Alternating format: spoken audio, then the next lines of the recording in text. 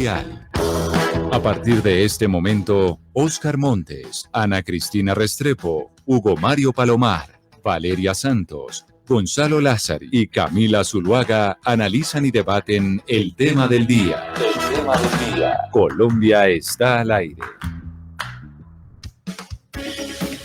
Y seguimos al aire a las 12 del día, 17 minutos, aquí en Mañanas Blue, cuando Colombia está al aire. Saludamos a quienes se conectan con nosotros a través de Facebook Live y también a quienes están conectados todas las noches en Noticias Caracol, ahora el primer canal digital de noticias en Colombia. Hoy queremos hablar del paro nacional y de lo que nos dejó el paro. Duramos más de un mes con manifestaciones en las calles, con la ciudadanía reclamando muchas cosas al gobierno nacional, pero asimismo también con bloqueos, con falta de clases para los niños, con muchas cosas. Y por eso queremos analizar desde diferentes puntos de vista con protagonistas de las manifestaciones, con protagonistas del paro, ¿qué nos dejó? ¿Cuál es la conclusión que podemos sacar de lo que pasó durante más de un mes en el país? Y quiero empezar saludando a Jennifer Pedraza. Ella es líder estudiantil y es economista de la Universidad Nacional. Fue miembro del Comité del Paro, pero por temas de relevos, de representación estudiantil, ya no hace parte de ese comité, pero creo que es una voz supremamente autorizada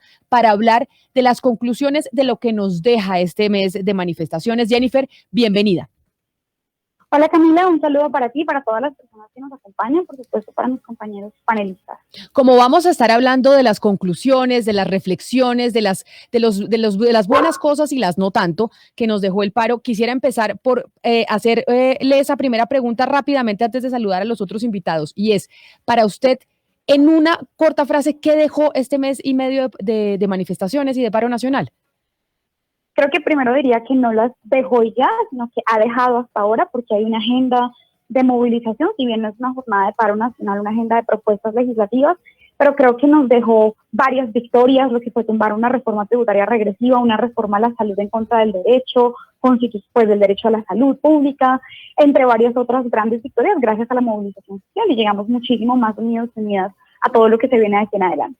También quiero saludar a Steven Ospina. Él es líder juvenil de Cali, líder juvenil en Siloé.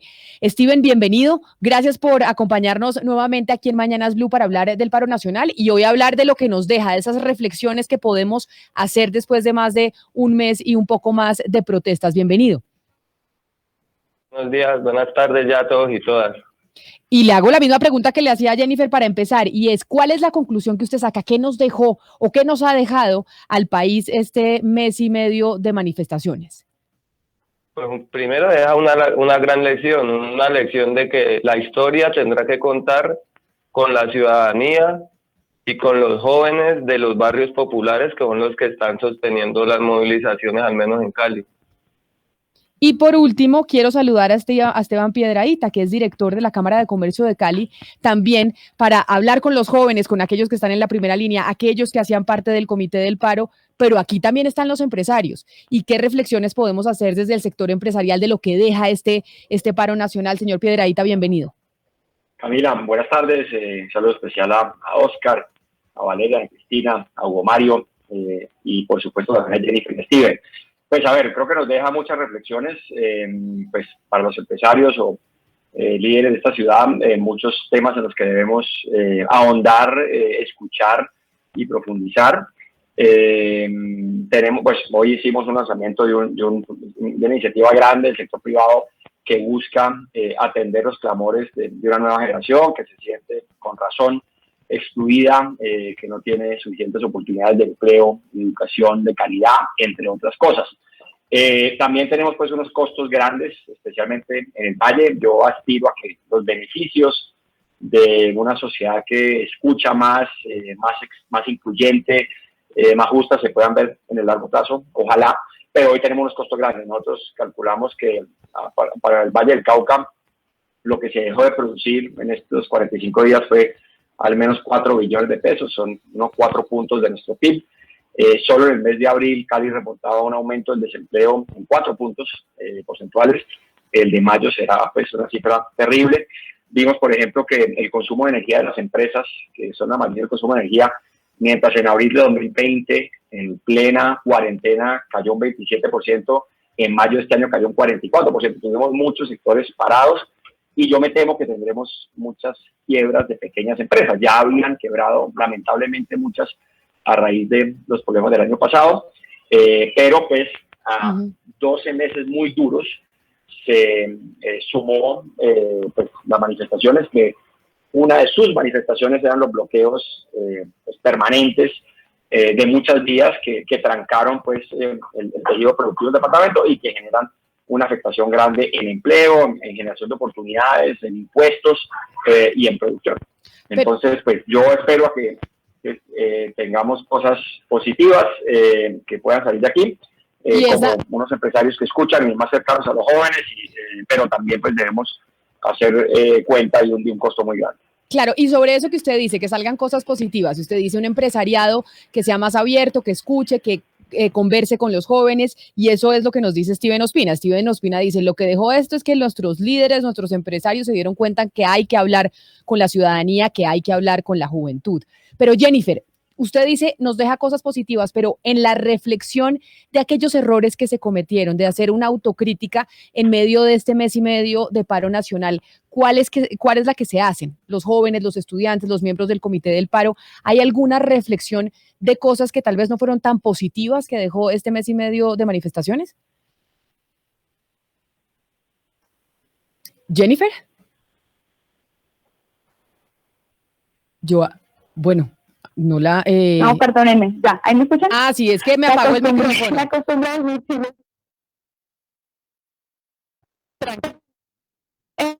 Les estaba diciendo que yo realmente coincido mucho con el planteamiento de la necesidad de escuchar. Creo que el principal problema que tuvimos hasta ahora, y esta es mi posición personal, no la del Comité Nacional de Paro, tiene que ver con la imposibilidad de alcanzar acuerdos, particularmente sobre los puntos que estaban llevando a la gente a las calles, y esto lo digo especialmente por la posición que sostuvo el gobierno nacional durante tanto tiempo. Es decir, suscribimos un preacuerdo de garantías que después a los 3 días el gobierno nacional dijo que no, que mentiritas.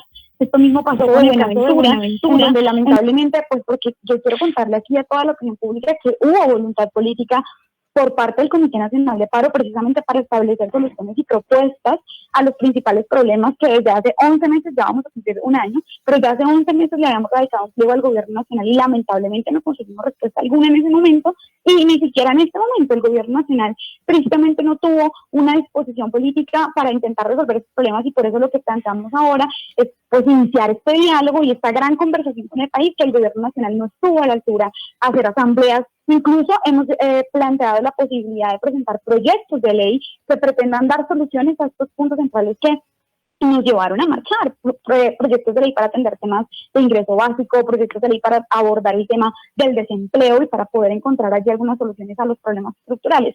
Pero eso es algo que tristemente, y además yo creo que la verdad es que hizo mucho más largo este proceso, que pienso en el 2018 cuando tuvimos un paro nacional universitario, hubo voluntad política en ese momento por las dos partes y conseguimos un acuerdo muy importante que permitió dar solución a ese proceso de movilización con una victoria muy importante para el movimiento estudiantil. Lamentablemente esa no fue la misma actitud política que tuvo el gobierno en este momento, y pues yo esperaría que eso se pudiera reflexionar y modificar en el mediano plazo. Ojalá en el corto plazo, pero pues ya no pasó.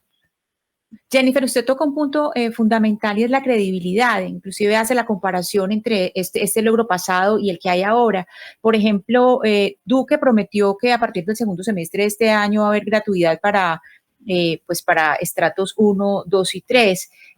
¿Ustedes le creen a Duque? Es decir, ¿está muy mancillada esa credibilidad o qué tan duro está poder creer en lo que se negocia en una mesa? El Comité Nacional de Paro siempre estuvo en la disposición política de negociar, aún partiendo de que el gobierno ha incumplido varios de los acuerdos que ha suscrito con los sectores que hacemos parte del comité, y además que tuvimos mesas con el gobierno, como fue con el movimiento estudiantil en el 2018. El gobierno incumplió lo que corresponde a la financiación de la ciencia y la tecnología en ese acuerdo. Aún de parte del movimiento social nosotros llamamos atención, pues porque si se incumple, pues tocará volver a salir a marchar, pero al final el objetivo de este paro nacional sí era conquistar, y a mi parecer, porque habrá movilizaciones el 20 de junio, el 20 de julio y de ahí en adelante, conquistar políticas públicas que nos permitan resolver este problema. No era un paro, desde mi perspectiva, por la cabeza del presidente Iván Duque, ni para desconocer las elecciones del 2018, sino que realmente lo que pretendíamos era resolver algunos de los problemas centrales por los cuales estábamos pasando particularmente. Pero Jennifer, acláreme una cosa, ustedes están diciendo, bueno, 20 de julio yo entiendo las manifestaciones, pero ¿habrá manifestaciones y movilizaciones el 20 de junio o es solo el concierto? Es que lo que pasa es que como yo ya no hago parte del Comité Nacional de Paro, creo que eso aún está en discusión la muestra cultural, seguro va al concierto, pero pues creo que aún eso está en discusión, Camila. Pues lo que te digo, yo ya no voy a esas reuniones porque ya no soy representante estudiantil, pero quiero decir que hay una agenda pactada, incluso no solamente de movilizaciones, sino de foros, asambleas, discusiones con la academia, precisamente para conquistar eso, tal vez no conquistar, sino avanzar en una serie de políticas públicas que nos permitan resolver algunos problemas centrales. Entonces sí, hay mucha falta de credibilidad sobre el gobierno, para responderle a Ana, y hay mucha falta de credibilidad sobre el gobierno, pero aún así, pues, digamos que hubo siempre voluntad política del movimiento social por resolver estos problemas y lamentablemente no encontramos esa misma voluntad política de parte del gobierno. ¿Qué hubiera pasado si el Comité Nacional de Paro firmara un acuerdo hoy y pasado mañana dijera, no, mentiritas, nos arrepentimos, seguimos en paro? No tendríamos la opinión pública encima. Eso fue lo que hizo el gobierno literalmente, tanto en Buenaventura como en la mesa con el Comité Nacional de Paro, lamentablemente. Claro, ahora estamos hablando del Comité Nacional de Paro, pero lo que quedó muy, muy claro al final de estas movilizaciones es que los jóvenes, los llamados jóvenes de la resistencia que están en las calles de ciudades como Cali, no obedecían al Comité Nacional de Paro. Por eso le pregunto a Steven, ¿ustedes en ciudades como Cali, en otros municipios y ciudades del país, van a seguir en las calles o van a hacer otro tipo de estrategia para mantenerse activos? Pues mira, Comunión de Resistencias Cali, que es la organización que hoy agrupa a los diferentes puntos de resistencia que surgieron en la ciudad, se respeta la dinámica de cada territorio. Particularmente en el territorio que yo habito y del que hago parte, en Siloé, hemos tomado la decisión de suspender los bloqueos y cambiar de estrategia para seguir en paro. Esa estrategia le llamamos paro barrio adentro, en la idea de que como nosotros en una mesa que se crea con el municipio, vamos a estar dialogando sobre las transformaciones que queremos, sobre la incidencia en políticas públicas, en presupuesto que podamos tener. Digamos que necesitamos escuchar también qué quiere nuestra comunidad. Es por eso que la estrategia de paro barrio adentro implica organizarnos internamente. Vamos a empezar a realizar mesas temáticas con nuestras comunidades para fortalecernos, para que la opinión pública sepa que nosotros no somos lo que quiere vender el gobierno en su relato violento.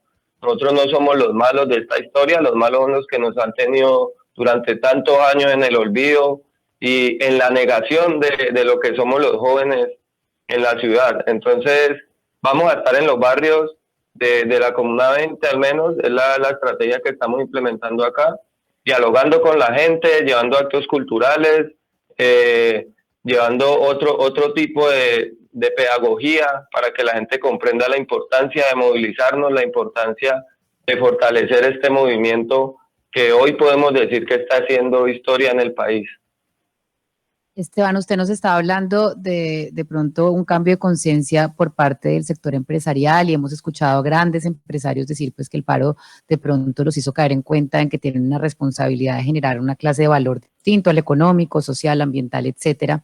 Y ya sabemos lo que piensan los grandes empresarios, pero la mayoría de los empresarios del país, y eso es algo que creo que ignora pues la mayoría de los que están en el Comité del Paro, pues son medianos y pequeños empresarios que sufrieron estas consecuencias del paro de una manera muy fuerte. Incluso en Cali pues vimos como una ciudad secuestrada, pues nadie podía ni siquiera salir a trabajar. ¿Usted qué cree que le dejó este paro a esos medianos y pequeños empresarios que sufrieron estas consecuencias de esa manera tan drástica? Sí, yo creo que le da ¿Para mí o para Steven? Perdón. No, es para Esteban. Para el señor, sí. Bueno. La gran mayoría de los empresarios, de las empresas peruanas son micro, ni siquiera son pequeñas o medianas, un 90% más. Muchas empresas son muy marginales, no son empresas que tienen dificultades muchas veces cumpliendo con el pago de impuestos, muchas veces ofreciendo empleos formales porque son de muy baja productividad. Las empresas grandes son otra cosa. Bueno, hay unas que tienen dificultades, pero muchas de ellas sí, pues más allá de pagar impuestos y pagar todas las prestaciones de ley, pues tienen iniciativas en sostenibilidad en diferentes ámbitos. Sin embargo, pues a ver, para las pequeñas, pues habría que ver, pero yo pensaría que la afectación ha sido muy dura. Igualmente, pues, sobre todo porque veníamos de un año muy difícil, donde ciertos sectores estuvieron muy parados. Eso pues, tendremos datos más ciertos más adelante, pero nosotros hacemos una encuesta de más de 4.000 empresas de todos los estados de mayo, y pues el impacto era brutal y un 16% hablaban de cerrar permanentemente. Entonces, hay un impacto bien fuerte. Las grandes, pues, que tienen más capacidades, cada día han buscado, digamos, ser más, ¿no? Ir más allá de exclusivamente el elemento económico, y creo que pues eso también las personas que manejan empresas también, sobre todo los chiquitos, viven muy ocupados, ¿no? Y tienen no es una tarea fácil manejar una empresa, ni formarla, ni generarla. Pero pues muchas empresas nos han dicho, oiga, yo por estar enfocado en mi empresa, en mis trabajadores, pues a veces no le doy suficiente, pues, o le dedico suficiente tiempo a mi entorno, y debo hacerlo más. No lo puedo tampoco delegar a líderes gremiales o a la fundación X o Y. Tengo yo también, porque pues, una encuesta que hizo la Andy Valle, muy grande a principios de año, mostraba cómo pues la sociedad está reclamando que los líderes empresariales hablen de otras cosas, hablen de educación, hablen de salud, hablen de desigualdad, hablen de medio ambiente, que se salgan un poco de pues, la zona de confort de hablar de competitividad y los temas económicos. Entonces, pues sí, yo creo que pues, la afectación es muy por sectores, pero es muy fuerte para, sobre todo los más chiquitos. Esos datos los tendremos más adelante, pero pues ojalá eso tenga algunas cosas buenas. Sobre todo los bloqueos, pues son realmente los bloqueos permanentes, pues no pueden ser aceptables, ¿no? Creo que no, ni siquiera en la guerra la Convención de Ginebra los prohíbe. Y pues no, las consecuencias las vamos a ver en estadísticas y números más adelante, lamentablemente, en destrucción de empleos, en menor recaudo de impuestos y en ciertas quiebras. Precisamente sobre eso que usted está diciendo, estoy recibiendo una pregunta de un oyente que nos escribe al 301-764-4108, que es nuestra línea de WhatsApp, y de una vez les digo a los oyentes que si quieren hacer preguntas a nuestros invitados, las recibimos a través de esa comunicación. Y lo que me piden que les pregunte sobre todo a Steven y a Jennifer, es empiezo con usted, Jennifer, sobre qué piensan ustedes del vandalismo, los destrozos, los bloqueos y perjuicios económicos para el país que dejó este mes de paro, que es lo que nos está explicando el señor Piedrahíta. Bueno, Camila y Esteban, y también a todo el panel, sobre este tema a mí me parece muy importante decir que uno de los puntos centrales también de este paro fue como en parte la reacción frente a unas medidas insuficientes del gobierno nacional en el marco de la pandemia. Por ejemplo, en el 2020, el DANE reportó que 500.000 micronegocios habían tenido que cerrar precisamente por la crisis económica. Sí considero que un subsidio a la nómina del 40% de los trabajadores y pocas medidas de estímulo económico directamente al bolsillo de las familias fueron insuficientes, así que creo que si hubiese habido una voluntad política del gobierno por resolver estos problemas mucho más decidida, tal vez creo que hubiéramos resuelto estas discusiones mucho más rápidamente, porque uno de los puntos por los cuales estamos abogando sí es por el fortalecimiento de la empresa y por supuesto del empleo. Es que es imposible que la juventud disminuya su tasa de empleo si las empresas están quebrando, si las pequeñas y las medianas empresas están quebrando, y yo creo que esto tiene que hacer parte de la agenda pública y del debate que también se viene a 2022 de tener un gobierno que sea aliado de la producción nacional, agropecuaria y por supuesto también urbana. Sobre lo que dice Camila, ahí sí creo que la posición del Comité Nacional de Paro ha sido muy franca, llamando a que las movilizaciones sean pacíficas, rechazando cualquier tipo de violencia, provenga donde provenga, pero sí creo que hubo algo muy particular en este paro que tal vez no fue tan común en el 2019 y en el 2018, y fue sin duda alguna un uso excesivo por parte de la fuerza pública, reportado con ilegalidades, usos excesivos de la fuerza en términos de proporcionalidad, en términos de legitimidad, en el decreto del gobierno nacional para militarizar las ciudades, mientras estábamos teniendo una mesa de negociación. Yo creo que es algo que fue demasiado desacertado. También llamamos a que los bloqueos no fueran nunca permanentes. Obviamente, pues, digamos, es que la mayoría de los bloqueos ni siquiera respondían necesariamente al Comité Nacional de Paro, y seguramente va a hablar Steven un poco sobre eso, pero de entrada, pues nosotros sí consideramos que los bloqueos permanentes tal vez no eran el mecanismo más acertado para poder tanto blindar el respaldo, conseguir el respaldo de la ciudadanía, como para permitir que se abastecieran las ciudades.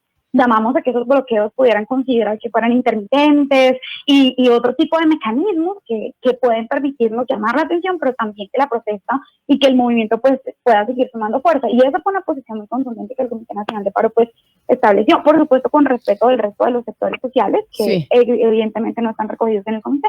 Pero ahora le pregunto a usted, Steven, exactamente lo mismo que le decía Jennifer, es la opinión de ustedes, los jóvenes, frente a las pérdidas económicas, frente al impacto que esto va a generar también en el país y en la reducción de programas sociales, en los efectos que tuvieron los bloqueos, el vandalismo y demás.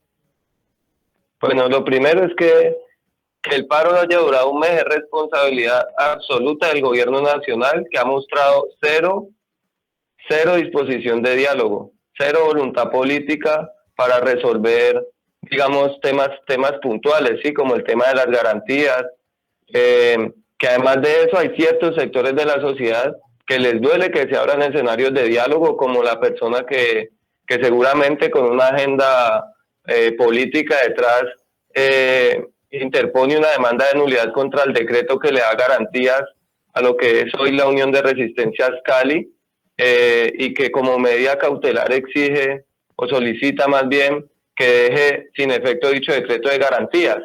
Sí, eso pone en vilo, digamos, lo que ya hemos venido avanzando con el diálogo, lo que ha venido destrancando un poco la problemática social. Entonces, lo primero que hay que decir es eso. Es la falta de voluntad política del gobierno nacional lo que nos tiene hoy con un mes de paro. Si nos resuelven el tema de garantías y se abre un escenario de diálogo directo, pues digamos que se avanza un poco más rápido, pero con represión lo único que logran es que una generación que nada tiene por perder se mantenga en la calle. Es que están peleando con los pelados que ni estudian ni trabajan, que no tienen nada por perder y que ya la indignación y las condiciones sociales que deja la pandemia, también por un mal manejo del gobierno nacional, nos tienen en la calle. Entonces, digamos que tanto la consecuencia de lo que hoy viven los comerciantes, yo también soy, digamos, un pequeño comerciante, tengo también un negocio, nos hemos visto afectados por las políticas del gobierno nacional, y al menos con los comerciantes que yo interlocuto entienden que este levantamiento es necesario para incomodar a esa clase que hoy está incómoda por este paro, ¿sí? Hay que incomodar porque si no, no nos escuchan, si no de pronto no estuviésemos en este panel con Esteban Piedradita dialogando sobre este tema y con los demás actores del país que hoy sí se fijan en esta juventud de los barrios populares que están levantados. Pero entonces lo que quiere decir, Steven, es que cuando se menciona que hay que incomodar, porque si no, no estarían hablando con los empresarios, no estarían hablando con el gobierno nacional, etcétera, etcétera, que valió la pena, que en el resumen que hacemos de lo que nos dejó el paro, valió la pena los bloqueos, valió la pena las pérdidas económicas, valió la pena todo lo que sucedió, porque eso nos abrió la puerta a tener una mayor conversación con la ciudadanía. En este país absolutamente todos los derechos que nos lo hemos ganado con la movilización social. Porque aquí nos lleva gobernando una clase política que solamente le da beneficios a quienes lo eligen y a quienes patrocinan sus campañas. Y que además promueven una política de la muerte que su voluntad ya lo mostró. Digamos, esa reforma tributaria no era precisamente para beneficiar a los pequeños comerciantes y a los grandes comerciantes. Sí, quería darle una migaja en nombre de un ingreso solidario. Aquí, si recortamos presupuestos, si le cobramos, digamos, impuestos a las tierras improductivas del país, si hacemos otro tipo de medidas económicas, si utilizamos las reservas internacionales, podemos garantizar una renta básica que lo que va a generar es la capacidad nuestra para estudiar, para trabajar o para hacer lo que nos guste y tener un desarrollo de una vida digna, ¿sí? O sea, sí ha valido la pena este mes pasado de resistencia de esta juventud. Nos han sabido escuchar y ahora digamos que la tarea es desescalar un poco el tema de la violencia y abrir caminos al diálogo, ¿sí? Y evitar que sectores políticos lo torpedeen como está sucediendo en Cali.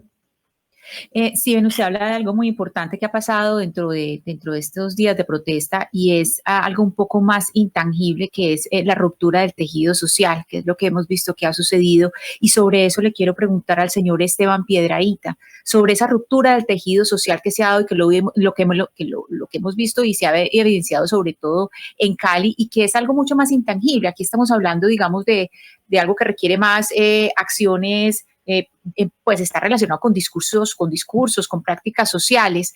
El sector de la empresa en Cali, señor Piedradita, ¿qué ha pensado más allá de las acciones económicas, de las medidas económicas que han pensado para recuperar ese tejido social? Esteban, Piedradita. Sí, gracias. No, es que me pidieron que me quitara los audífonos. No, ver, pues, ya, lo escuchamos. Pues lo primero que hemos tratado de hacer es hablar directamente con las personas involucradas en el paro, ¿no? Pues hay un intermediario que debe mediar las disputas sociales, que son los gobiernos, ¿no? Local, departamental, nacional, pero en esta ocasión, pues muchos empresarios, emprendedores de diferentes tamaños, representantes de los empresarios se han acercado a los muchachos y a los líderes del paro para hablar con ellos. Incluso la iniciativa que lanzamos de Compromiso Valle está de alguna manera concertada con los jóvenes líderes del paro. Tenemos en nuestra ciudad muchas rupturas sociales. Esta es una ciudad que era un pueblo hace 100 años y que creció de una manera muy rápida, que tiene, digamos, una diversidad brutal en materia pues, étnica y cultural, que ha logrado de alguna manera acomodar a un mundo de personas que llegaron de otras regiones del país, pero no con la suficiencia, digamos, en materia de oportunidades y servicios que quisiéramos. Es una ciudad y un departamento que reportan algunos de los mejores indicadores sociales de Colombia, pero rodeados también de algunos de los departamentos más pobres de Colombia, y también una ciudad, eso sí, y un departamento muy violentos, incluso para estándares colombianos. Y aquí tenemos profundas e importantes rupturas sociales que tenemos que trabajar. Pues, ¿no? La apuesta un poco de esta iniciativa es que con educación, con formación para el trabajo, con seguridad alimentaria, con temas de acompañamiento a los jóvenes en su proyecto de vida, pues hacemos una contribución a eso, y también estamos disponiendo pues que haya padrinos o coaches, empresarios de diferentes tamaños, emprendedores de los jóvenes que van a estar en este programa del sector privado. Y hay mucha voluntad de empresarios de todos los tamaños nuevamente a conversar, a dialogar y a co-crear con los jóvenes soluciones sin querer suplantar el Estado, que es pues el responsable final, el que tiene los presupuestos muy grandes, muchos de ellos financiados por los impuestos de las empresas. Entonces, no, sí, aquí tenemos que trabajar en muchas cosas. Tenemos pues una problemática al sur del departamento del Cauca importante, otra problemática en el Pacífico, el norte y centro del departamento son diferentes, y en Cali confluyen un mundo de problemáticas sociales, criminales, ¿no? De exclusión, ¿no? que tienen tradiciones de décadas, que tenemos que buscar cómo romper, arrancando por cómo nos referimos a los demás y cómo los reconocemos y los vemos y cómo nos juntamos más en diferentes espacios de la sociedad. Ese tema es fundamental. Escuchando al doctor Esteban Piedradita, yo le quiero preguntar a Steven, porque él utilizó una palabra, incomodar, pero Steven, es más que incomodar, porque los efectos, las consecuencias de este paro, por lo menos lo que tiene que ver con el Valle del Cauca y con Cali en particular, significa la quiebra de muchas empresas, significa el desempleo de miles de personas, significa 4 billones de pesos en pérdidas y muertes también. Entonces, no, es mucho más que incomodar. Las consecuencias de este paro violento con sus bloqueos y demás ha sido terrible para Cali y para el Valle del Cauca en particular. Pero yo no lo he escuchado a usted un sentido crítico con el comportamiento de ustedes. Usted dice que el gobierno, usted dice que la clase empresarial del Valle del Cauca, pero ¿qué responsabilidad le cabe a ustedes en esta situación? ¿Qué mea culpa reconocen ustedes en este momento de lo que ha ocurrido? ¿En qué se han podido equivocar? Pues yo creo que el error que se ha podido cometer es de pronto no haber planteado nuestras propuestas, digamos, políticas, y de pronto no haber organizado una propuesta económica que le muestre una alternativa a los comerciantes para que se juntaran con nosotros a exigirle al gobierno nacional y local medidas que ayudaran a desahogar a los comerciantes que no vienen ahogados desde este paro, que ustedes son conscientes que vienen ahogados desde la pandemia, en la que el gobierno le dio solamente beneficios a los grandes empresarios. Entonces, yo creo que dejarnos toda la responsabilidad de la quiebra y de la crisis económica a quienes nos hemos manifestado, más que digamos, nos parece que ese relato que quiere imponer el gobierno para legitimar como siempre, las protestas. Sí, han habido, digamos, estamos en una crisis económica, pero nosotros creemos que esto puede servir incluso para que nos sumemos a construir juntos y juntas unas alternativas de políticas para los pequeños comerciantes, que venimos asfixiados no solamente desde este paro, sí, que venimos asfixiados y que muchos ya venían débiles desde la pandemia por malos gobiernos, por malos manejos del gobierno. Yo entonces quiero, para ir finalizando, preguntarle a Jennifer y también a Steven y un poco a Esteban Piedrahita, ¿qué análisis político podemos hacer de la situación y de lo que nos deja el paro? Porque hemos hablado de las cosas positivas, de las cosas no tan positivas, pero una realidad que tiene el país, y es que estamos a casi un año de las elecciones presidenciales. Y yo le pregunto, Jennifer, ¿qué pasa si quien gana las elecciones en mayo del próximo año o en junio del próximo año es de una línea política similar a la del presidente Duque, por ejemplo, y similar al programa de gobierno que vienen proponiendo desde el sector del presidente Duque y del Centro Democrático y del uribismo? ¿Las manifestaciones seguirían siendo la salida para la transformación o se aceptaría que en democracia, en los votos y en las urnas, se tomó la decisión por un país distinto? Por un país similar, pero bueno, yo primero creo que diría que... Por un país similar, exacto, o sea, por un país distinto sí, al que pues proponen las calles y al que piden las calles. Entonces, ¿seguiría la manifestación o no? Mira, lo primero que creo es que esa es una buena lección política de este paro, y es que la democracia no se restringe exclusivamente a una votación cada 4 años, a pesar de que es una herramienta fundamental. Yo creo en la posibilidad de transformar a Colombia en las urnas. Creo que la violencia no es el mecanismo para transformar la política de nuestro país, y en esa medida creo que las elecciones son muy importantes, las respeto, por supuesto. Yo de hecho llamo a la juventud que nos está escuchando a que también se candidatice, a que escriba propuestas, a que este auge de la movilización social, de la discusión política y de las propuestas también se expresen en las urnas. Pero en el caso, independientemente de cualquier resultado presidencial, también vamos a tener elecciones al Congreso de la República, en donde hay una expresión plural que a mí me parece fundamental y de control político. Lamentablemente ahorita se sesiona por Zoom y es muy difícil que haya realmente un ambiente democrático, pero independientemente de quién gane las elecciones del 2022, yo esperaría, uno, que se entendiera que la democracia no solamente ganamos en las elecciones y entonces es un cheque en blanco para hacer lo que queramos, como pretendió este gobierno y como sigue pretendiendo, aún con una pandemia encima. Que el hecho de que un gobierno no escucha a los distintos sectores sociales, ni siquiera con una pandemia encima, que obviamente llama la atención para un cambio de planes, para un cambio, o por lo menos para contemplar las necesidades urgentes que van. Pero Jennifer, a mí hay algo, qué pena le interrumpo, porque si usted está hablando de que el gobierno no escucha, el gobierno escucha, el gobierno escucha, pero cuando no, digamos, analiza un poco las peticiones del Comité del Paro y escucha al señor Nelson Alarcón decir que esto es de largo aliento y que es para llegar al poder en el 2022, entonces nosotros sí quedamos todos muy confundidos porque no entendemos esas peticiones de ustedes que el gobierno no escucha. Esto todo el tiempo era político, Jennifer, ustedes lo que quieren es llegar al poder en el 22, ¿y quién es el candidato que ustedes están apoyando entonces?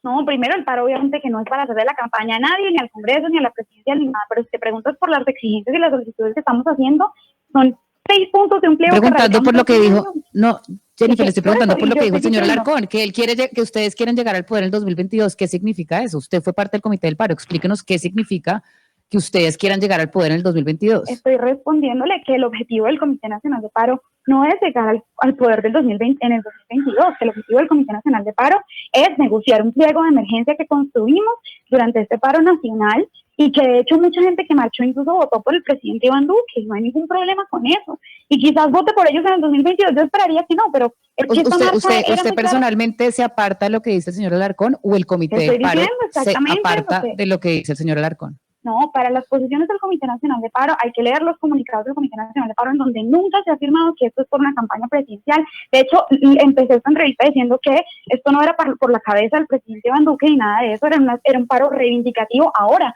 que pero la alcaldesa Claudia López, que usted hace parte ahorita de la Coalición de la Esperanza y ella hace parte de eso, dijo el viernes que el Comité del Paro y el Gobierno Nacional tienen el mismo fin, que es no llegar a ningún acuerdo, no negociar, no sentarse con fines electorales para el 2022. ¿Usted está de acuerdo con lo que dijo la señora Claudia López? Por supuesto que no estoy de acuerdo con lo que dijo la alcaldesa Claudia López, y eso la verdad, uno tiene que no leer prensa para afirmar ese tipo de cosas, porque es muy claro que nosotros nos hemos sentado desde el primer día, que el gobierno nacional llamó, hemos tenido una disposición política de negociar, el gobierno por el contrario no ha estado en esa posición.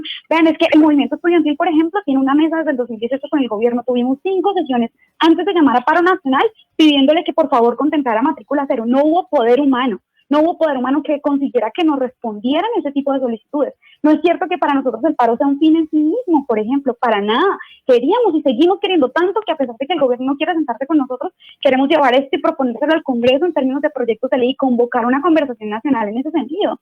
Entonces, independientemente de lo que algunas personalidades puedan decir, yo creo que acá hay que basarnos en los hechos, en los pronunciamientos públicos que hemos hecho, en las mesas de negociación a las que hemos ido. Fue el gobierno el que se retractó de un acuerdo que prácticamente estaba suscrito con el Comité Nacional de Paro. Entonces, para volver a la pregunta de Camila, que las elecciones del 2022, primero, ojalá, yo sí espero que votemos diferente, creo que ya está muy claro que este modelo económico no le ha servido ni a los empresarios colombianos, ni a los trabajadores. Claro, pero entonces ahí déjeme preguntarle, Jennifer, a Steven, si no se vota por un modelo diferente, si no se vota por un gobierno que tenga propuestas diferentes, ¿eso implicará que se seguirá en las calles? ¿Que no se levantarán de las calles hasta que no se haga en el gobierno, sea el que sea, el de Duque o el del que venga, lo que se pide en las calles, Steven? No, yo creo que no se trata de eso. Yo creo que nosotros no estamos desprestigiando del gobierno como lo quiere mostrar porque sea una lumbrera. Precisamente estamos desprestigiando o más bien mostrando la realidad de este gobierno porque sus actuaciones lo desprestigian solo, ¿sí? Porque es que no dialoga con la gente, solo dialoga con los empresarios, solo dialoga con los que están detrás del poder político en el país. Nosotros lo que decimos es, sea cual sea el gobierno que llegue, escuche las comunidades, dialogue con las comunidades, construya con las comunidades, pero basta ya a esa forma de hacer política, a esa forma de gobernar a espaldas de la gente, ¿sí? A favor siempre de quienes les patrocinan sus campañas y les mantienen su poder político. Simplemente eso. Esto no es, mejor dicho, aquí en Cali, a quienes estamos en las calles, nos importa muy poco quienes vayan a lanzar de candidatos el próximo año. Nosotros, ningún candidato nos ha traído una bolsa con agua como para nosotros venir a hacerle campaña o hacerle barra. Cada muchacho decidirá quién va a apoyar, bajo qué argumentos, y lo único que pedimos es que en campaña y después de que lleguen al gobierno, escuchen a las comunidades, no solamente de Cali, sino a las comunidades que han sido olvidadas y menospreciadas desde siempre. Y para terminar, señor Piedrahita, le hago la misma pregunta a usted. ¿Se necesita un cambio político? ¿Ustedes son conscientes desde el empresariado, en este caso del Valle del Cauca, que aquí tal vez necesitamos una transformación de cómo se hace la política, como dice Steven, para que no sigamos teniendo a la gente, a los ciudadanos en las calles, manifestándose en muchas oportunidades con bloqueos, perturbando pues el normal vivir de la ciudadanía? Señor Piedrahita. Perdón, definitivamente tenemos que mejorar la manera como se hace la política en Colombia, en las ciudades, en los departamentos, en los consejos, en las asambleas, en el Congreso, a todos los niveles.